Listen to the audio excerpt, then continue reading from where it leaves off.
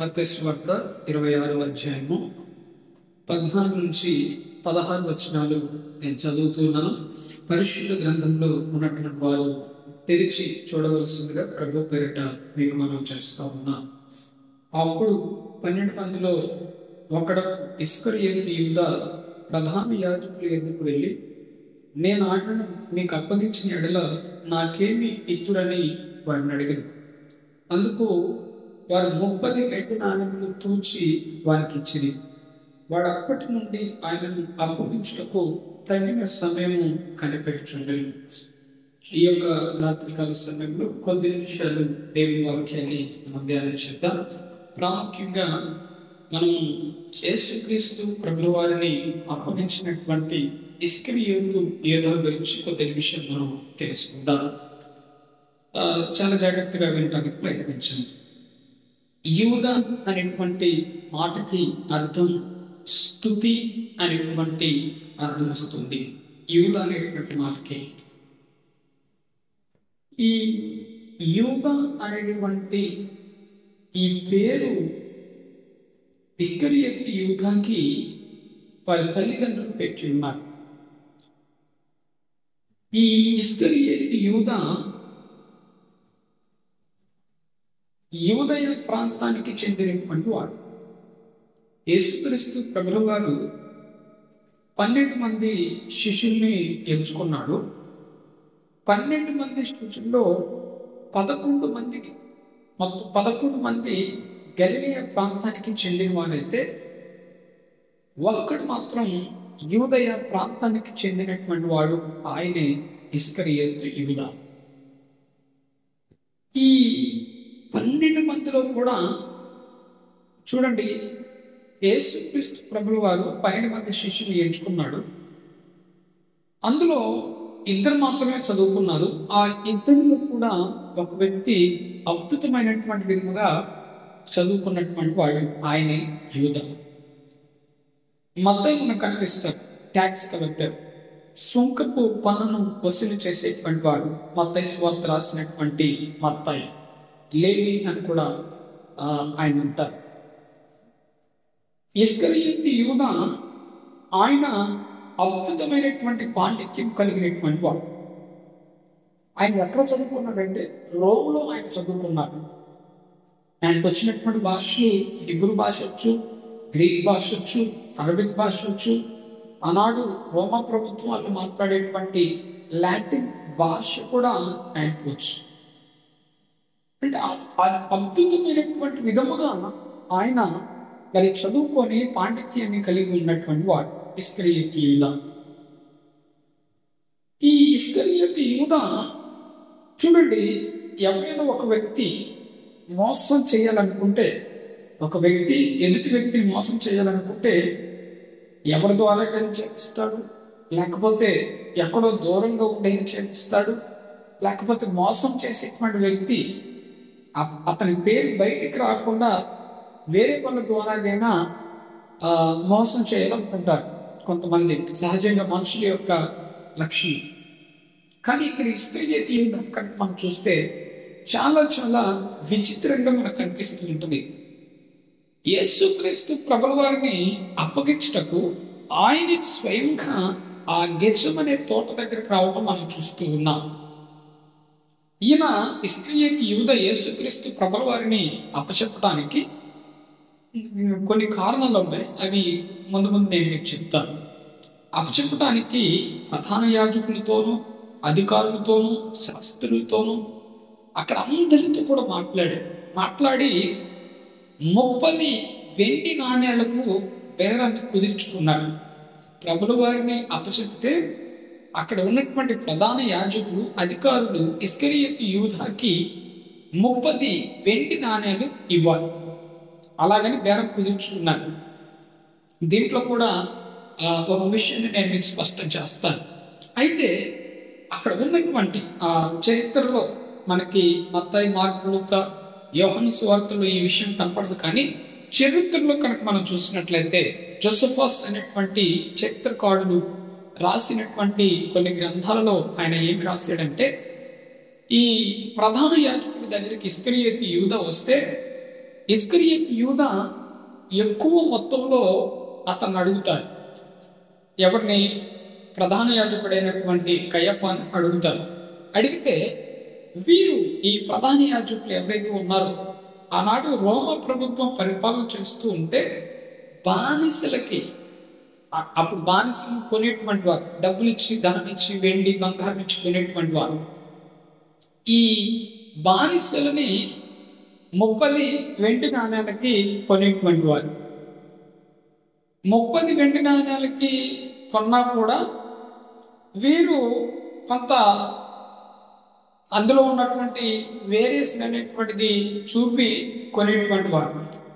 అయితే చాలా మంది చాలా రకాలుగా అతని గురించి ఆలోచన చేసేటువంటి వారు. అయితే ఇక్కడ మనం గమనించవలసినటువంటి విషయం ఏంటి అంటే, ఇస్కరియోతు యూదా అనేటువంటి ఆయన ప్రధాన యాజకుడి దగ్గరికి వెళ్ళి అక్కడ వారితో మాట్లాడి బేరాన్ని కుదుర్చుకొని యేసుక్రీస్తు ప్రభుల వారిని అప్పచెప్పడానికి 30 వెండి నాణ్యాలకి బేరాన్ని కుదుర్చుకున్నాడు.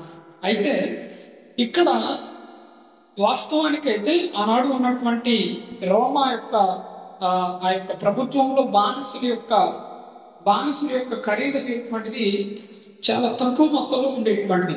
ఇస్కరియోతు యూదా అక్కడ ఉన్నటువంటి ప్రధాన యాజకులతోటి యేసుక్రీస్తు ప్రభుల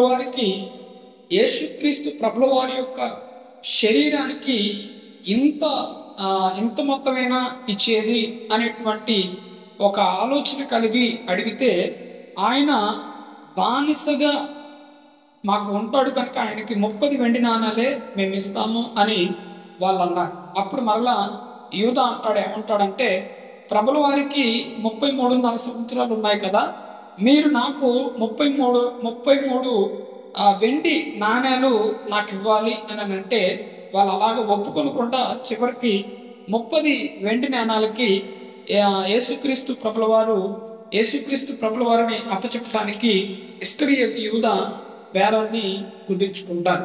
సో ఇక్కడ మనకి 2 కారణాలు ఉన్నాయి. యేసుక్రీస్తు ప్రభుల వారిని ఇస్కరియోతు యూదా అప్పచెప్పడానికి 2 కారణాలు ఉన్నాయి.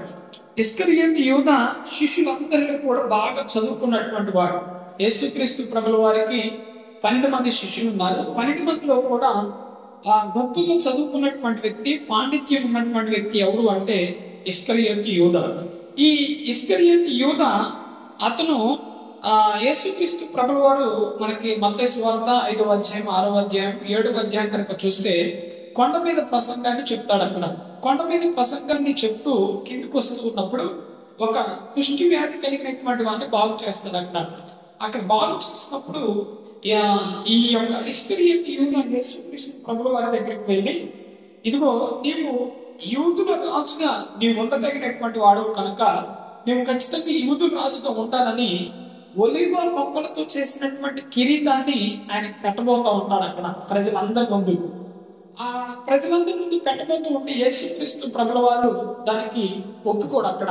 సో అక్కడి నుంచి మరలా వారు వెళ్ళిపోతారు. తర్వాత మరి ఎక్కడంటే తర్వాత ఎక్కడ జరిగినటువంటి సిచ్యువేషన్ అంటే 5 రొట్టెలు 2 చేపలు అద్భుతాన్ని చేసిన తర్వాత అక్కడ ప్రజలందరూ కూడా ఉంటారు. ఆ అద్భుతాన్ని చేసిన తర్వాత ఆ ప్రజల సమక్షంలో అక్కడ కూడా ఇస్కరియోతు యూదా ఒలీవ మొక్కలతో చేసినటువంటి ఆకులతో చేసినటువంటి కిరీటాన్ని మరి యేసుక్రీస్తు ప్రభుల వారికి పెట్టాలని చూస్తాడు. అంటే యూదులు రాజుగా ఆయన చేయాలని ఇస్కరియోతు యూదా భావిస్తూ ఉంటాడు. కానీ ఆయన అక్కడ ఒప్పుకోడు అన్నమాట. యేసుక్రీస్తు ప్రభుల వారు అక్కడ ఒప్పుకోడు, తిరస్కరిస్తారు దాన్ని. తర్వాత బేతనీయలోని లాజరు ఎద్దుకు వచ్చినప్పుడు, లాజరు చనిపోయి 4 రోజులు అవుతున్నప్పుడు యేసుక్రీస్తు ప్రభుల వారు అక్కడ ఆయన్ని బాగు చేయాలి అనుకున్నప్పుడు ఆయన అక్కడికి వస్తాడు. బేతనీయ గ్రామంలోకి వస్తాడు. అక్కడ బాగు చేసిన తర్వాత, అంటే చనిపోయినటువంటి వాడిని తిరిగి లేపిన తర్వాత అక్కడ కూడా మరి అందరూ కూడా మాట్లాడుకుంటూ ఉంటే యేసుక్రీస్తు ప్రభుల వారికి అక్కడ ఒలీవ మొక్కలతో చేసినటువంటి ఆకులతో చేసినటువంటి కిరీటాన్ని పెట్టబోతుంటాడు. ఎవరు? ఇస్కరియోతు యూదా. పట్టించినటువంటి ఇస్కరియోతు యూదా గురించి మనం మాట్లాడుకుంటూ ఉన్నాం. ఆయన పెట్టబోతూ ఉంటే అక్కడ యేసుక్రీస్తు ప్రభుల వారు అక్కడ కూడా తిరస్కరిస్తారు. ఇక ఇస్కరియోతు యూదాకి బాగా కోపం అనేటువంటిది వస్తుంది అన్నమాట యేసుక్రీస్తు ప్రభుల వారి మీద. వెంటనే ఆయన ఏం చేశాడంటే ఈయన కోసం తిరుగుతూ ఉన్నారు పట్టించాలని ప్రధాన యాజకుల దగ్గరికి, అధికారుల దగ్గరికి, శాస్త్రుల దగ్గరికి వెళ్ళి వారితోటి బేరాన్ని కుదిర్చుకోవడం అనేటువంటిది మనం చూస్తూ ఉన్నాం. ఇస్కరియోతు యూదా బరబ్బా అనేటువంటి వ్యక్తి ఉంటాడు.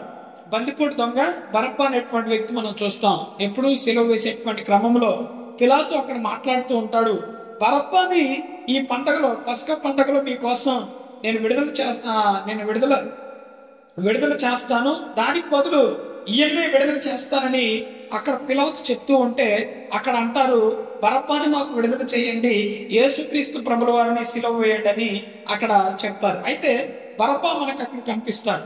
బరబ్బా ఎందుకు బందిపోటు దొంగ అని అక్కడ అంటున్నారంటే ఆయన యూదా యొక్క సామ్రాజ్యం కోసము, అక్కడ ఉన్నటువంటి ప్రజల కోసము అక్కడ ఆయన పోరాడుతూ ఉన్నటువంటి వ్యక్తి.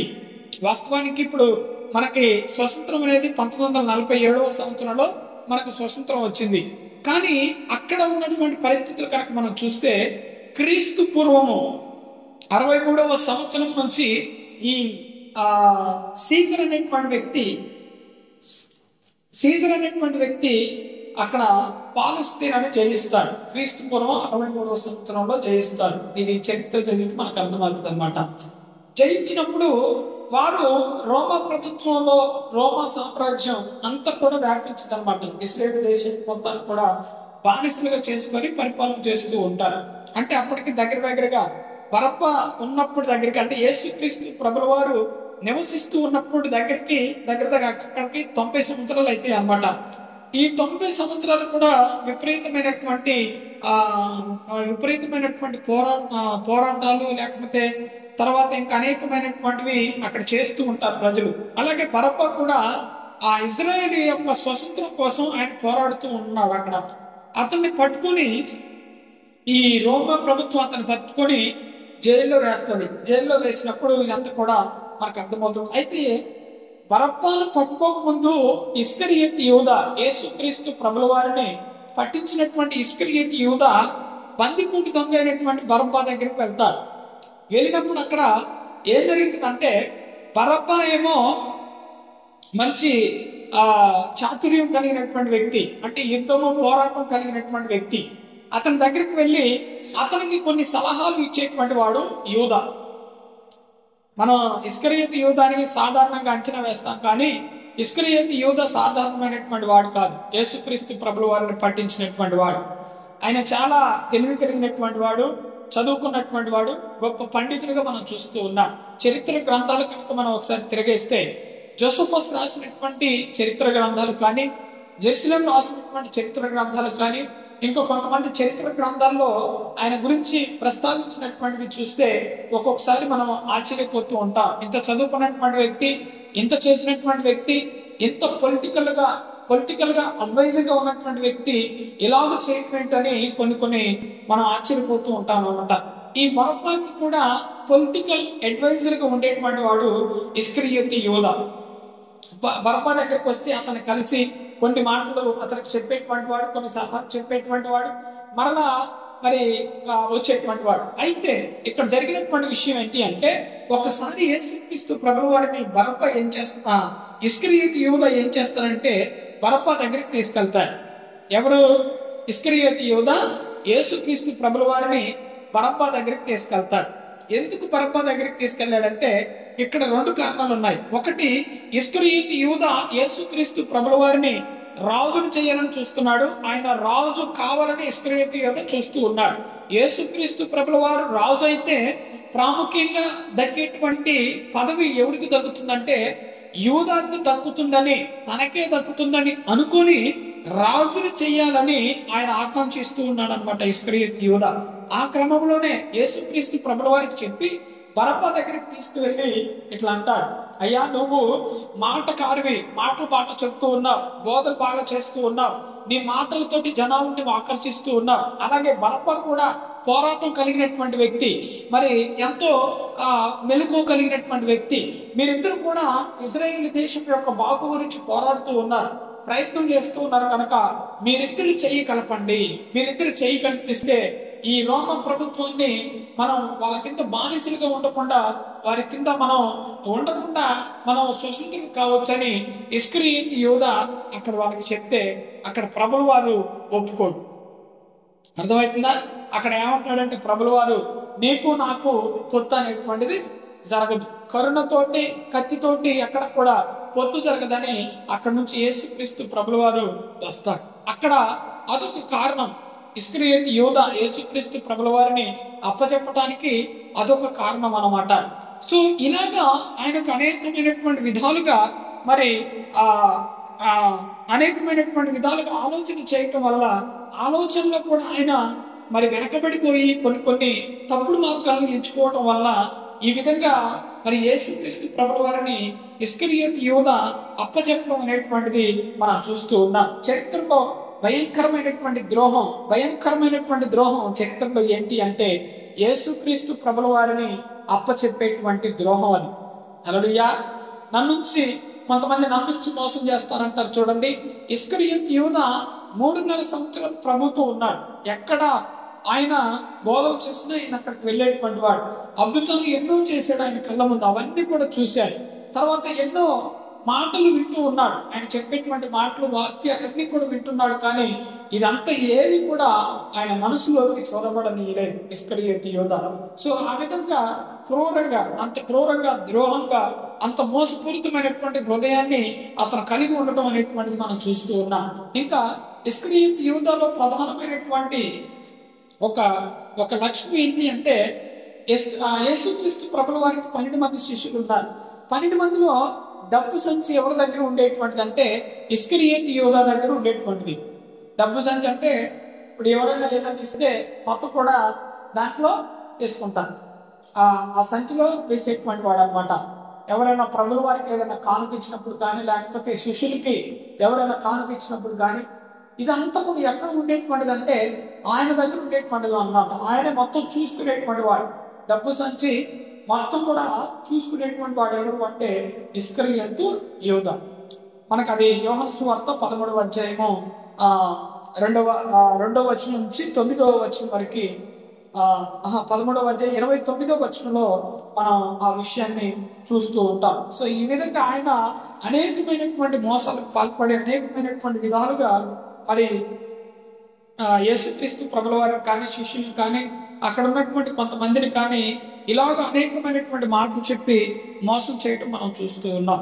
ఇస్కరియోతు యూదాలో మరి ప్రధానంగా మనం కనుక చూస్తే ఆయనకు హృదయం అనేటువంటిది వాక్యం చెప్తూ ఉన్నాడు దేవుడు, కానీ తన హృదయంలోకి దానిని రానివ్వట్లేదు ఆయన.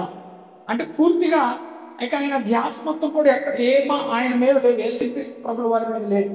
ఈయన రాజు అయితే, యేసుక్రీస్తు ప్రభుల వారు రాజు అయితే నేను ఆయన కింద గొప్పవాడిగా ఉండాలి, గొప్ప పదవిని నేను తీసుకోవాలి అనేటువంటి ఉద్దేశాన్ని కలిగి ఉండటమే ఆయన చూస్తూ ఉన్నాడు ఇస్కరియోతు యూదా. ఇక మరే ఆలోచన ఆయనకి లేదనమాట. అంటే గొప్పగా చదువుకున్నటువంటి వ్యక్తి కూడా ఇలా పడిపోవడం అనేటువంటిది మనం బైబిల్లోనే చూస్తూ ఉన్నాం. చూడండి, ఇప్పుడు మీరు కనుక చూసినట్లయితే కొంతమంది ఎక్కడ చదువుకుంటారు, ఎక్కడ చదవాలని ఉంటుంది కొంతమందికి.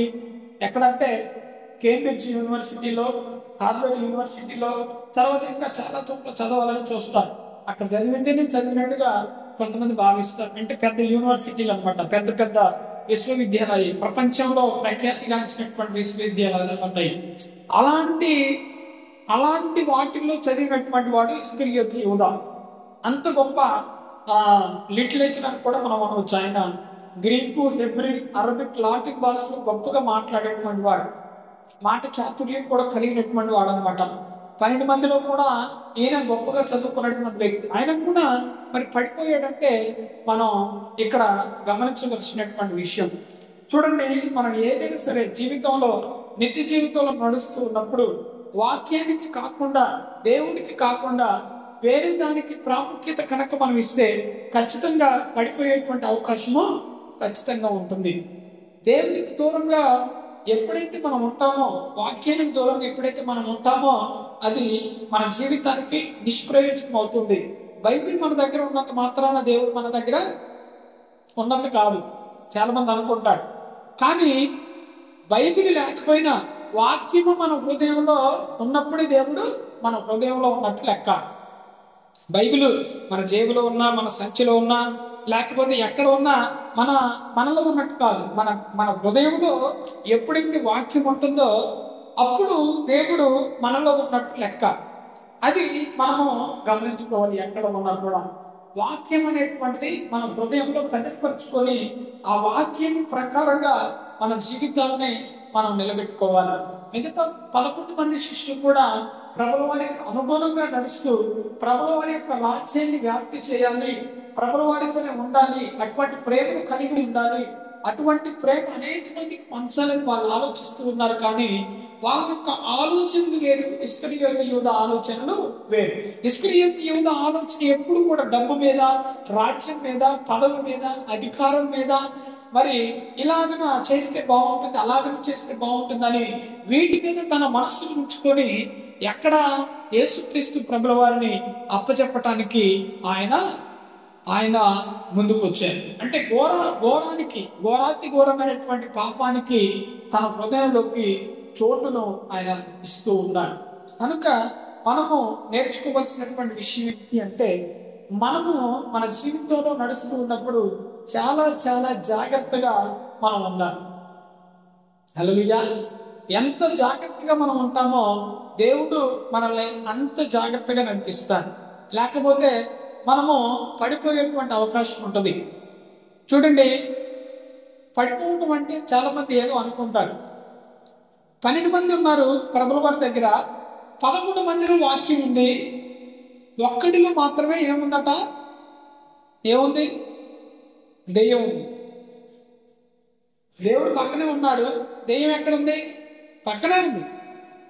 11 మందిలో దేవుడు ఉన్నాడు, వాక్యం ఉంది, చక్కగా ఉంటున్నారు. కానీ ఒక్కడిలో మాత్రమే దెయ్యం. వాళ్ళకంటే ఈయన తెలియగలిగినటువంటి వాడు, కానీ అదంతా కూడా పట్టించుకోకుండా ఆయన నడుస్తూ ఉన్నారు. కనుక మనము ఎప్పుడైనా సరే దేవుడికి దగ్గరగా ఉండేటువంటి విధంగా మనం చూసుకోవాలి. ప్రతినిత్యం వాక్యాన్ని మన హృదయంలో పదిలపరుచుకొని ముందుకు నడిస్తే దేవుడు మనల్ని మరింత బహుగా ఆశీర్వదిస్తూ మరి నడిపిస్తూ ఉంటాడు.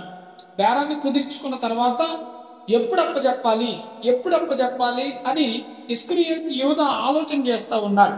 తగిన సమయం కోసం ఆయన ఆలోచన చేస్తూ ఉన్నాడు. సమయం ఎప్పుడు వస్తుంది నా అప్పచెప్పడానికి, సమయం ఎప్పుడు వస్తుందని ఎదురు చూస్తూ ఉన్నాడు. సమయం వచ్చింది. వాళ్ళకి చెప్పాడు, ఇదిగో ఫలానా తోట, ఆ తోట ఎవరిది అంటే గెత్సెమనే తోట. ఆ తోట ఎవరిది అంటే అరిమతయుడైన యోసేపుది ఆ తోట. ఆయన యేసుక్రీస్తు ప్రభుల వారు చనిపోయినప్పుడు, శిలువలో చనిపోయినప్పుడు ఆయన శరీరాన్ని దించి సమాధిలో, ఆయనకి తొలిపించుకున్నటువంటి సమాధిలోనే ఆయన శరీరాన్ని పెట్టడానికి పిలాతుతో మాట్లాడినటువంటి వ్యక్తి అరిమతయి యోసేపు. ఆయన గొప్ప బహు ధనవంతుడు అనమాట. ఆయన యొక్క తోట అది, గెత్సెమనే తోట ఆయనది.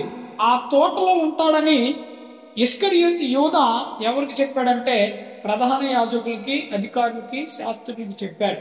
వెంటనే చూడండి, వారిని తీసుకొని వస్తా ఉన్నారు.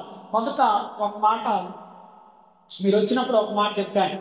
చూడండి, కొంతమంది ద్రోహాన్ని చేసేటువంటి వారు ఏం చేస్తారంటే, మన ముందు చేస్తారా? చేయరు. మనుషుల ద్వారాగానో, లేకపోతే ఎక్కడ ఉండో ఎవరి ద్వారాగానో ద్రోహం కానీ మోసం కానీ చేస్తారు. కానీ ఈయన ఇస్కరియోతు యూదా చేసినటువంటి ద్రోహం అనేటువంటిది మనం గనక చూస్తే డైరెక్ట్ గా యేసుక్రీస్తు ప్రభుల వారికి ఎదురుగా వచ్చి ఆయన్ని అప్పచెప్తూ ఉన్నాడు. అర్థమైందా మీకు? ఎంత భయం లేదు, బెదురు లేదు. మరి ప్రభు అంటే కొద్ది కూడా భయం అనేటువంటిది లేదు. కానీ ఆయన అప్పచెప్పడానికి, యేసుక్రీస్తు ప్రభుల వారిని అప్పచెప్పడానికి తెగించేశాడు. పూర్తిగా తెగించేసి వాళ్ళ దగ్గర డబ్బులు తీసుకొని ఈయన ఏం చేస్తూ ఉన్నాడంటే యేసుక్రీస్తు ప్రభుల వారి దగ్గరకు వచ్చి ముద్దు పెట్టుకొని ఆయన్ని అప్పచెప్తూ ఉన్నాడు. నేను ఎవరినైతే ముద్దు పెట్టుకుంటానో వారే యేసు, అదే మీకు గుర్తని బయలుదేరినప్పుడు అక్కడ వాళ్ళతో చెప్పాడు. సైనికులతోటి, లేకపోతే ఇంకా అధికారులతోటి, శాస్త్రులతోటి, ఇదిగో మనం ఇప్పుడు తోటకెళ్తూ ఉన్నాం, ఆ తోటలో ఆయన ఉంటాడు, అక్కడే ఉంటాడు, నేను ఎవరినైతే ముద్దు పెట్టుకుంటానో ఆయనే యేసు, మీకు ఏ డౌట్ అక్కర్లేదు, ఏ సందేహం అక్కర్లేదు, నేను ముద్దు పెట్టుకున్న ఆయన యేసు అని సైనికులతోటి, ప్రధాన యాజకులతో చెప్పి వాళ్ళని తీసుకుని గెచ్చమనే తోట దగ్గరికి వస్తారు. గెచ్చమనే తోట దగ్గరికి వచ్చి రాగానే ఆయన ఏం చేస్తాడంటే ప్రభువు వారి యొక్క చెయ్యిని తీసుకొని ముద్దు పెట్టుకుంటారు. ముద్దు పెట్టుకున్న తర్వాత అక్కడ ఆ శాస్త్రులు కానీ, ఆ సైనికులు కానీ, గుదీలతో కత్తులతో వచ్చినటువంటి సైనికులు యేసుక్రీస్తు ప్రభుల వారిని బంధించడం అనేటువంటిది మనం చూస్తూ ఉన్నాం. హల్లెలూయా. ఇందులో ఇంకా కొన్ని విషయాలు నేను మీకు లోతుగా చెప్తాను, జాగ్రత్తగా గమనించండి. ఇక్కడ యేసుక్రీస్తు ప్రభుల వారికి మూడవసారి ఇస్కరియోతు యూదా ఒలీవ ఆకులతో చేసినటువంటి కిరీటాన్ని పెడదామని మూడవసారి, ఎక్కడని చెప్పాను నేను, మూడవసారి మీకు ఎక్కడ, బేతనీయ గ్రామంలో, అది రెండోసారి.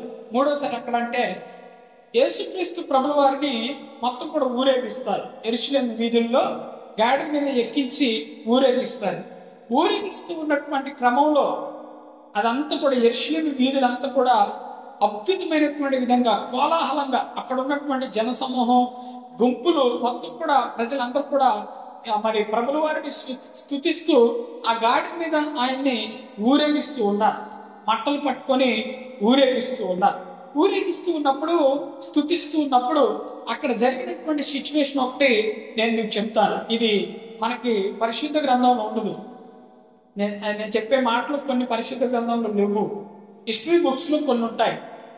జెసిఫస్ రాసినటువంటి హిస్టరీ, అలాగే జెరూసలేం రాసినటువంటి హిస్టరీ, ఆ తర్వాత కొంతమంది రాసినటువంటి హిస్టరీ బుక్స్ లో కొన్ని విషయాలు దాగి ఉన్నాయి. ఇందులో అన్ని విషయాలు ఉండవు. అయితే అక్కడ జరిగినటువంటి సిచ్యువేషన్ ఏంటి అంటే యేసుక్రీస్తు ప్రభుల వారు ఆ ద్వారం గుండా వెళ్తూ ఉన్నప్పుడు, యెరూషలేము పట్టణానికి ఎన్ని ద్వారాలు ఉంటాయంటే 24 ద్వారాలు ఉంటాయి. యెరూషలేం పట్టణానికి ఎన్ని ఉంటాయి? 24 ద్వారాలు ఉంటాయి.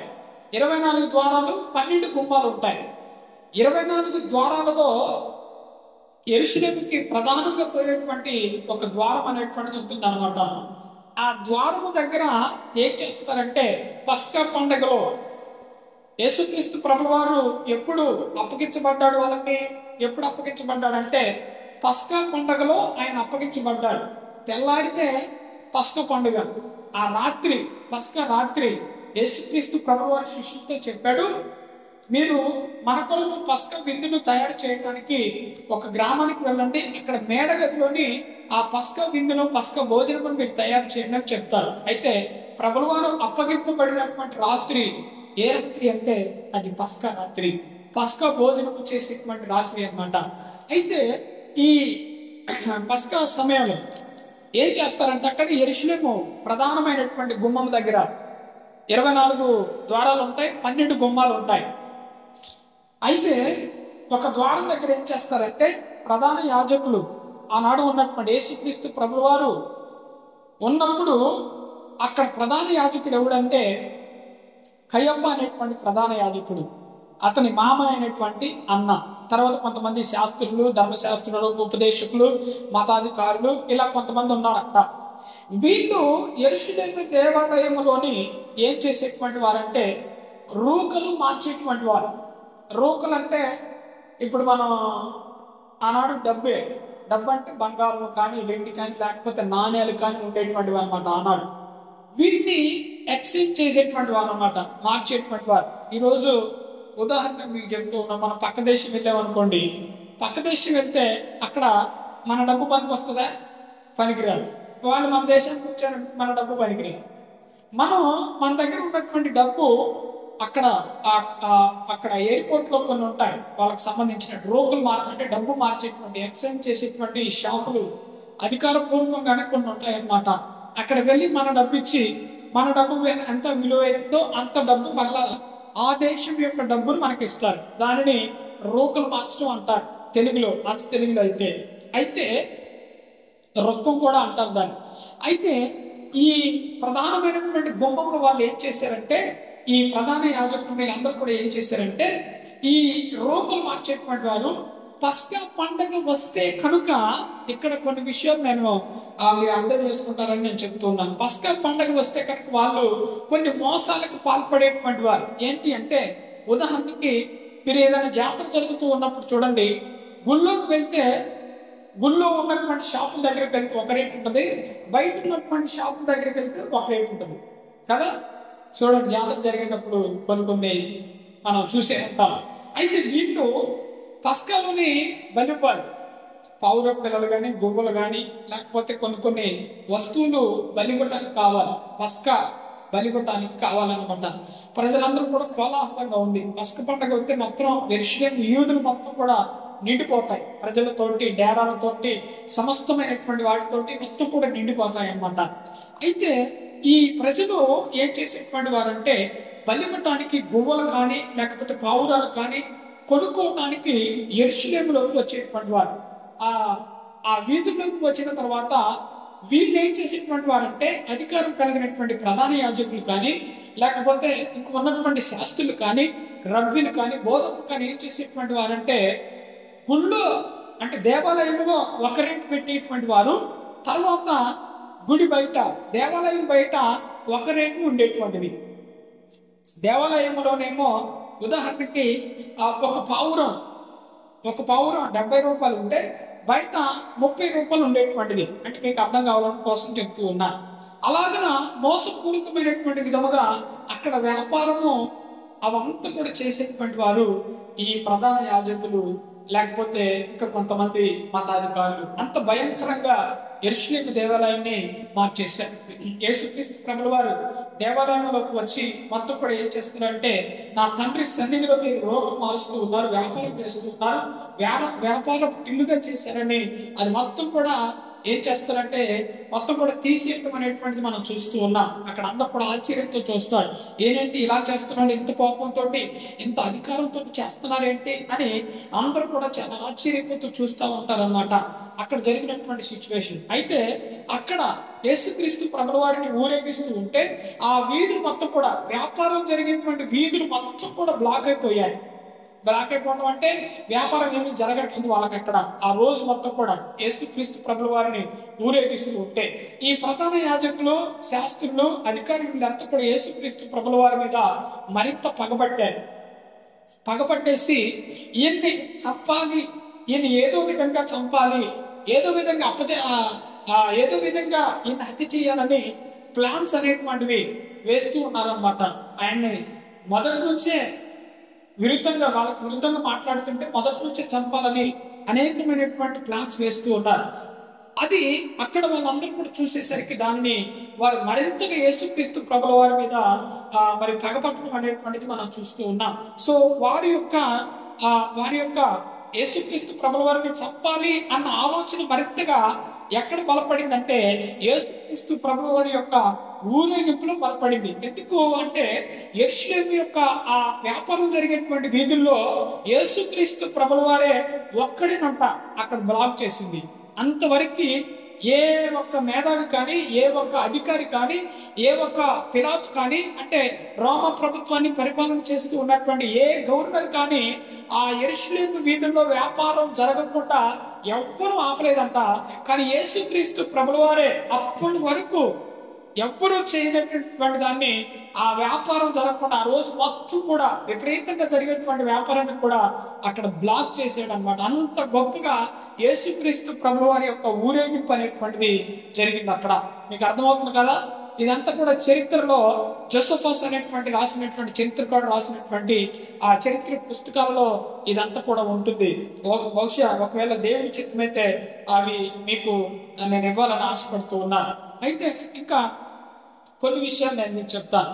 ఈ జరుగుతూ ఉన్నటువంటి సందర్భంలో మొత్తం కూడా అయిపోయినటువంటి సందర్భంలో ఊరేగింపు కూడా అయిపోయింది, మొత్తం కూడా అయిపోయినటువంటి సందర్భంలో ఇంకా ప్రజలందరూ కూడా ఆయన ఎదురుగానే ఉన్నారు. ఈ ఇస్కరియోతు యూదా యేసుక్రీస్తు ప్రభువారి దగ్గరకు వచ్చి ప్రజలందరి ముందు మరలా ఆయన మీద ఆ ఒలీవ మొక్కలతో చేసినటువంటి ఆ కిరీటాన్ని పెట్టాలని చూస్తూ ఉన్నాడు. ఎవరు? ఇస్కరియోతు యూదా. అక్కడ యూదుల రాజుగా ఈయన్ని పరిగణించాలి అని, ప్రజల ముందు పరిగణించాలి అని ఇస్కరియోతు యూదా ప్లాన్ వేశాడు. కానీ అక్కడ ఆ ప్లాన్ అనేటువంటిది పూర్తిగా విఫలమైపోయింది. అక్కడ మరింతగా ఇస్కరియోతు యూదాకి యేసుక్రీస్తు ప్రభుల వారి మీద ద్వేషం, కోపం అనేటువంటిది రావటం మనం చూస్తూ ఉన్నాం. అక్కడే ప్రధాన యాజకులకి మరింతగా యేసుక్రీస్తు ప్రభుల వారి మీద పగ అనేటువంటిది పెరిగింది. అటువంటి అక్కడ ఆ సందర్భంలోనే ఇస్కరియోతు యూదా కూడా యేసుక్రీస్తు ప్రభుల వారి మీద పగ అనేటువంటిది పెరిగింది.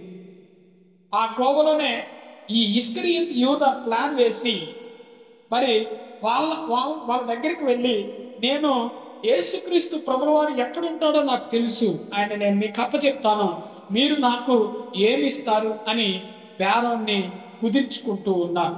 హల్లెలూయా. అంటే ఆయన ఏం చేస్తున్నాడట? దేవుణ్ణి అమ్ముతున్నాడు. అర్థమైందా మీకు?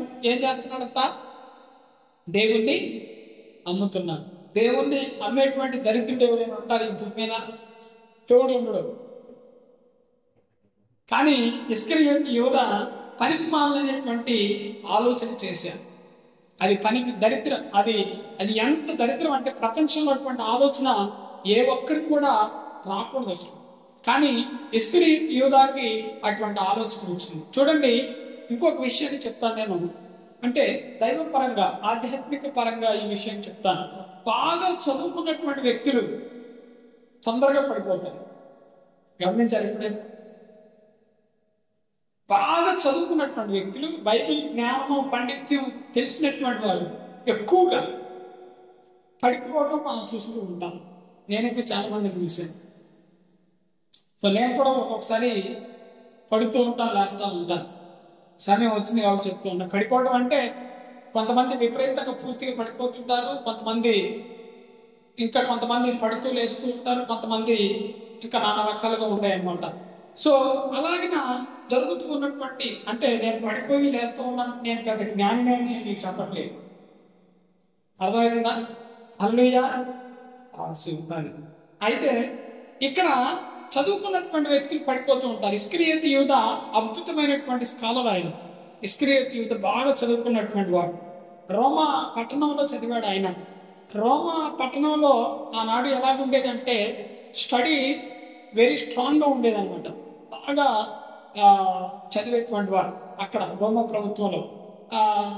ఈ తల్లిదండ్రులు ఇద్దరు కూడా, ఇస్కరియోతు యూదా తల్లిదండ్రులు ఇద్దరు కూడా భక్తి కలిగినటువంటి వారు కనుకనే ఆయనకి ఇస్కరియోతు యూదా అని పేరు పెట్టారు. యూదా అంటే స్తుతి అని అర్థం. యూదా అంటే అర్థం ఏంటి అంటే స్తుతి. నా కుమారుడు జన్మించాడు, వీడు బ్రతికినంత కాలం దేవుడిని స్తుతించాలి అని తల్లిదండ్రులు ఏం చేశారంటే యూదా అని పేరు పెట్టారు. కానీ జీవితాంతం కూడా వాడు ఎవడికి నిలవై ఉన్నాడంటే సాతానుడికి నిలవై ఉన్నాడు, దేవుడికి నిలవై లేడు. యూదా యేసుక్రీస్తు ప్రభుల వారిని అప్పచెప్పేటువంటి కార్యక్రమంలో ఆయన మునిగిపోయాడు అన్నమాట. చివరికి వచ్చేసరికి బోధలు విన్నాడు, దేవుడు చేసేటువంటి అద్భుతాలు చూశాడు, కానీ ఏమాత్రం కూడా చలనం లేకుండా ప్రభుల వారిని నిర్దాక్షిణ్యంగా మరి ఆ విధంగా అప్పగించడం అనేటువంటిది మనం చూస్తూ ఉన్నాం. సో ఈ సమయంలో మనం నేర్చుకుని పోయేటువంటి విషయం ఏంటి అంటే, మనం ఎప్పుడు కూడా దేవునికి విరుద్ధంగా, వ్యతిరేకంగా ఎప్పుడు కూడా మనము తిరగదు. ఒకవేళ దేవునికి విరుద్ధంగా మనం కనుక తిరిగితే మనం ఎవరి మనిషి అంట? అపవాది మనిషి. దేవునికి విరుద్ధంగా ఒక అబద్ధం అన్నా చాలు, దేవునికి విరుద్ధం అయిపోయినట్టే. హల్లెలూయా. మరి ఈ రోజుల్లో మనుషులు అబద్ధాలు ఆడకుండా ఉంటారా అంటే ఉండాలి. దేవుడు అంటున్నాడు, నిజము పలుకు వాడే నావాడు, బండ సందులలో ఎవడైతే నివసిస్తాడో వాడే నావాడని ప్రభువు వారు చెప్తూ ఉన్నారు. కనుక మనము ఎల్లప్పుడూ నిజము పలికేటువంటి వారంగానే మనం ఉండాలి. మన యేసుక్రీస్తు ప్రభువు వారు అంటాడు, నేనే మార్గము, నేనే సత్యము, నేనే జీవం. అంటే ఆయన సత్యము కలిగినటువంటి మనిషి.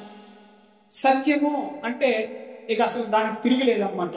అంత ఉన్నటువంటి దేవుడు కనుక మనం కూడా ఎల్లప్పుడూ ఆయన వల్ల మనం ఉంటూ ముందుకు నడిస్తే అనేకమైనటువంటి విషయాలలో దేవుడు మనకి ఏం చేస్తాడంటే ఆశీర్వాదాలు ఇచ్చి ముందుకు నడిపిస్తాడు. కనుక మరి మనము ఎల్లప్పుడూ దేవునికి దగ్గరగా దేవుడు వాడుకునేటువంటి సాధనములుగా మనం ఉండాలి. ఇస్కరియోతు యూదాని ఎవడు వాడుకున్నాడు? సాతానుడు వాడుకున్నాడు, దేవుడు వాడుకోలేదు. దేవుడు వాడుకుంటే వేరే తిరిగి ఉండే, అతనికి ఉన్నటువంటి జ్ఞానం కానీ లేకపోతే పాండిత్యం కానీ చదువు కానీ ప్రభువు వారి పాదాల దగ్గర పెడితే దేవుడు అద్భుతమైనటువంటి విధంగా ఒకవేళ ఆశీర్వదించడేమో, కానీ అతని యొక్క జ్ఞానం అనేటువంటిది, తెలివి అనేటువంటిది పూర్తిగా తన దగ్గర ఉంచుకొని తన యొక్క మెదడు అతనే గొప్పవాడు అనుకొని పూర్తిగా సాతాను యొక్క ఆధీనంలోకి అతను వెళ్ళిపోయి పూర్తిగా పడిపోవడం అనేటువంటిది, అతను పడిపోవటం కాకుండా ఇతరులను కూడా పడిపోయేటట్లుగా అతను చేయటం అనేటువంటిది మనం చూస్తూ ఉన్నాం. అందుకనే మనము మన మనస్సు ఎల్లప్పుడూ వాక్యం మీద ఉంచాలి. ఇస్కరియోతు యూదా తన మనస్సు ఒక్కొక్కసారి ఏం చేసేటువంటి వాడంటే డబ్బు మీద ఉంచేటువంటి వాడు. డబ్బు సంచి ఎవరి దగ్గర ఉంది? ఆయన దగ్గర ఉందన్నమాట. ఆయన దగ్గర ఉంది కనుక ఎక్కువగా డబ్బు మీద దృష్టి పెట్టాడు. పూర్తిగా వాక్యం మీద ఎక్కడ మనకి దృష్టి పెట్టినట్టు ఉండదు. ఇస్కరియోతు యూదా దేవునికి విరుద్ధంగా చేసాడు కనుకే అతను పడిపోవడం అనేటువంటిది మనం చూస్తూ ఉన్నాం. కానీ మనం అలా ఉండకుండా దేవుని యొక్క రాజ్యంలో పాలివారుగా, దేవుని యొక్క రాజ్యము మనం విస్తీర్ణం చేసేటువంటి వారిగా, విస్తారంగా దేవుని రాజ్యం మరి పెరిగేటువంటి విధంగా ఆ విధంగానే మనం ఉండాలి. కానీ మనము దేవునికి విరుద్ధమైనటువంటి పనులు ఎప్పుడు కూడా చేయకూడదు. హల్లెలూయా, హల్లెలూయా. కనుక మనము దేవుని పని అయినా లేకపోతే దేవుని యొక్క అది ఏదైనా ప్రార్థన అయినా, పని అయినా, పరిచర్య అయినా, అది ఏదైనా సరే మనము దేవుణ్ణి సంతోష పెట్టేవారిగా, దేవుణ్ణి మహిమపరిచేవారిగా మనం ఉండాలి. 11 మంది దేవుణ్ణి మహిమపరిచారు, కానీ ఒక్కడు మాత్రం దేవునికి విరుద్ధంగా వెళ్ళిపోయాడు. కనుక ఆ విధంగా మనం ఉండకుండా దేవునిలో ముందుకు నడవాలని ప్రభు పేరిట మీ అందరికి కూడా మనం చేస్తూ ఉన్నాను. కొద్ది మాటలు ప్రభు మన జీవితంలో ఫలింపజేయుగాక. ఆమేన్.